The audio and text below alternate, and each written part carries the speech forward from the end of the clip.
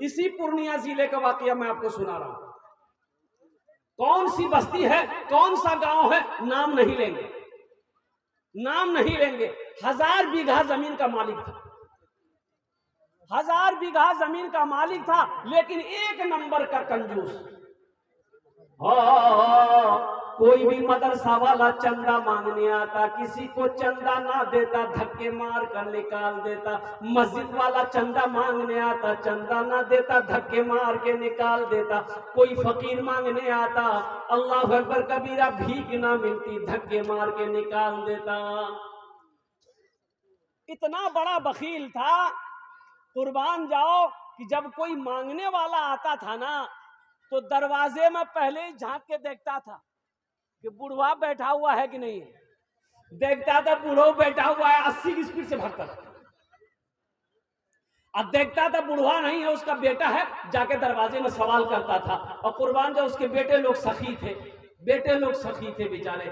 अल्हम्दुलिल्लाह सुम्मा अल्हम्दुलिल्लाह, 3 बेटा, तीनों बेटा सखी बना। और कुर्बान जाओ, वो तीनों बेटे अल्लाह के रास्ते में वक्त लगाया और अल्लाह ही के रास्ते में बहुत वक्त में, कम उम्र में अल्लाह को प्यारा हो गया। कुर्बान जाओ, आज उनका पोता सब है, 1000 बीघा जमीन का मालिक। नाखून काट रहा था, बैठ नाखून काट रहा था। अब वो हल्का सा नाखून कट गया। अब भाई नाखून काटते हैं कभी हम लोग, तो कभी कभी मिस हो जाता है, वो उंगली थोड़ी सी कट जाती है, खून निकल जाता है। तो बोला कि ठीक है, ठीक हो जाएगा। लेकिन दर्द शुरू हो गया, उंगली में दर्द शुरू हो गया, ज्यादा हो गया, टिश टिश टिश टिश टिश। तो 4-5 बजा शाम, तो सोचा कि नहीं दर्द बहुत हो रहा है। तो मेडिकल गया, मेडिकल से दवाई लिया कि मेरी उंगली थोड़ी सी कट गई है, तो कोई ऐसी दवाई दे दो जो दर्द में आराम मिल जाए। तो मेडिकल वाले ने दवाई दे। ये नौजवान ये किस्सा नहीं सुना रहे मेरे बच्चों, ये किस्सा नहीं सुना रहे, ये हकीकत है।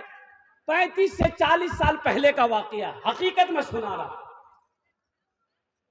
हम लोग छोटे थे उस 35 से 40 साल पहले का वाकया, और जिला पूर्णिया ही है। मेडिकल गया, मेडिकल वाले को बोला कि भाई ये उंगली मेरी थोड़ी सी कट गई, एकदम थोड़ी सी, बाल के बराबर कटा है, दर्द बहुत है, कोई टेबलेट दो। तो मेडिकल वाले ने टेबलेट दे दिया, इसके लिए टेबलेट खाइएगा, अच्छा ले जाइए। आराम नहीं हुआ, एक रात गुजरा, देखते रात में उंगली फूल गई, एक यूं फूल गई। सुबह हुआ, पूर्णिया गया, तो डॉक्टरों ने चेक किया, तो डॉक्टर बोला कि ये उंगली आपका सर रहा है, इसको काटना हो, यहाँ तक काटना है। बोला काटो, यहाँ से उंगली काटा, पट्टी उट्टी कर दिया, दवाई दे दिया, बोला जाइए ठीक हो जाइए। घर आया, आराम नहीं मिल रहा है, चैन नहीं मिल रहा है, रातों को सो रहा है, नींद आंखों से गायब है, ना खाने चैन है, ना बैठने चैन है, ना सोने चैन है। कुर्बान जाओ, बड़ा बेचैन हो गया। फिर 1 हफ्ते के बाद पूर्णिया गया, पट्टी खोला, देखता क्या है कि घाव सूखने की बजाय सड़ रहा, गल रहा। डॉक्टर बोला कि इन्फेक्शन बहुत ज्यादा फैल गया, यहाँ से हाथ काटना होगा, नहीं तो कैंसर हो जाएगा। बोला जल्दी काटो, यहाँ से हाथ काट दिया, पट्टी उट्टी बांधा और घर आया। और कुर्बान जाओ, आराम नहीं, डॉक्टरों ने मशवरा दिया, लोगों ने मशवरा दिया, पटना भागो। पटना गया, पटना में जाके वहां जब चेकअप कराया तो डॉक्टर ये बोला कि ये इन्फेक्शन बहुत ज्यादा फैल गया है, यहाँ से हाथ काटना होगा। बोला जल्दी काटो, यहाँ से हाथ काट। वहां से पट्टी उट्टी करके दवाई ववाई लेकर के हफ्ता दिन 10 दिन रह करके घर आया। कुर्बान जाओ, आराम नहीं मिल रहा है, चैन नहीं है, सुकून नहीं है। ऐसा लग रहा है कि बदन के अंदर में कोई कैंची चला रहा है, ऐसा लग रहा है कि बदन के अंदर में कोई सुई चुभ हो रहा है। आंखों की नींद खत्म हो गई है, ना खा पा रहा है, दिन ब दिन सेहत गिरती चली जा रही है। लोगों ने मशवरा दिया कि बंबई भागो, अरे बड़ी बीमारी है, बड़ा डॉक्टर के पास जाओ, बंबई जाओ। बंबई भागा, फ्लाइट की टिकट बनाया, बंबई भागा। डॉक्टरों ने बंबई में चेक किया तो पता ये चला ये इन्फेक्शन बहुत फैल गया है, यहां से हाथ काटना होगा, नहीं तो पूरे जिस्म में ये इसका जरासीम फैलेगा। बोला जल्दी काटो, यहां से हाथ काटो। वहां से इलाज करके घर आया। जानते हैं, कुछ दिन तक बिस्तर पे तड़पता रहा, आराम नहीं था, आराम नहीं मिला। मौत आई, मर गया। लोग कब्र बनाने लग गए। तो होता यह था कि कब्र बनती थी, कब्र बनाने वाले कब्र पूरी तैयार कर लेते थे, और फिर मिट्टी बराबर हो जाती है। या अल्लाह, ये क्या हो रहा? वो कब्र बनाने वाला भाग गया। बोला बाबा आज तक ऐसी कब्र नहीं देखे, कब्र बना लिया फिर कब्र बराबर हो गई। तो लोगों ने हिम्मत दिया कि भाई इसमें घबराने वाली क्या बात है, हो सकता है मिट्टी ढीली हो जिसकी वजह से मिट्टी बराबर हो गई, दूसरी जगह बनाओ, सख्त मिट्टी जहां वहां कब्र बनाओ, सख्त मिट्टी वहां कब्र। जैसे ही कब्र बन के तैयार हुई फिर कब्र एक बराबर हो गई। ऐसा लगा कि यहाँ कब्र है ये नहीं।